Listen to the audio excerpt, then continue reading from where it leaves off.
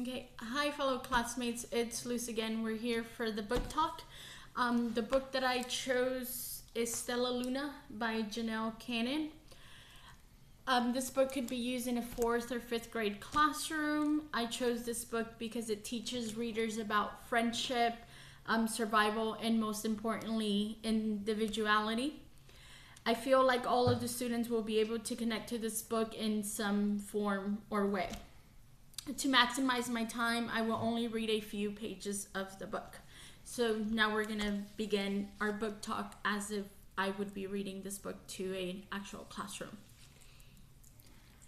Class, today we will be reading Stellaluna by Janelle Cannon. We will start by looking through the book. Let's keep in mind that we must raise our hands if we have something to share. We're looking at the front cover. What do you think this story is about from the front cover? Yes, Johnny, it might be about bats learning to fly. Okay, so we will now begin our book reading.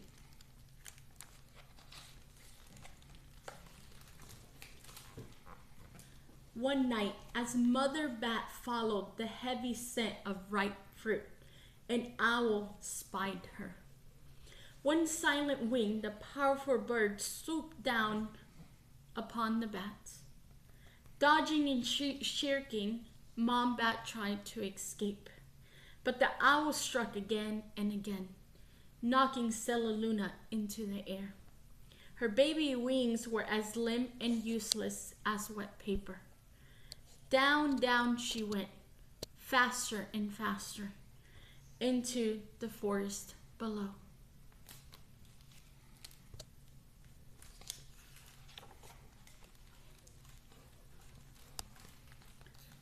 Stellaluna learned to be like the birds. She stayed awake all day and slept at night. She ate birds even though they tasted awful. Her bat ways were quickly disappearing, except for one thing.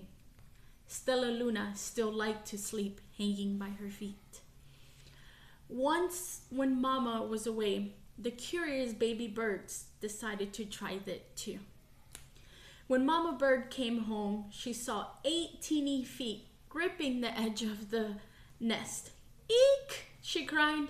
"Get back up here this instant! You're going to fall and break your necks!" What do you think Stellaluna is doing here, class? And why? Great observation, Jessica. Stellaluna is teaching the birds to behave as bats.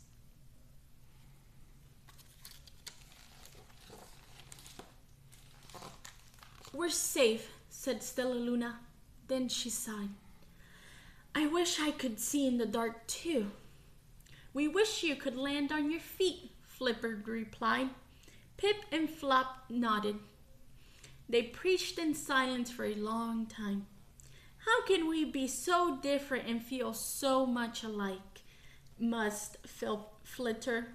"And how can we feel so different and be so much alike?" wondered Pip.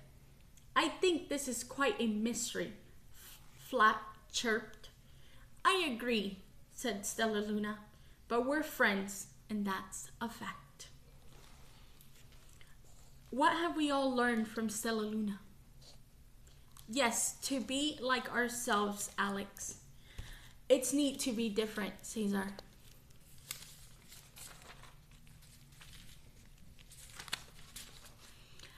So this book talk met the following 3 critical thinking strategies. The first one was making possible inferences, predictions, and interpretations, because throughout the book, the stories, the illustrations show a lot of pictures, and the kids are able to look in there and be able to predict whatever's going on. The second prediction that the second critical thinking strategy it made was developing intellectual good faith and integrity. The book focused on being a good person of good faith and being true to yourselves and others. And then the last critical thinking strategy it targeted was developing intellectual courage.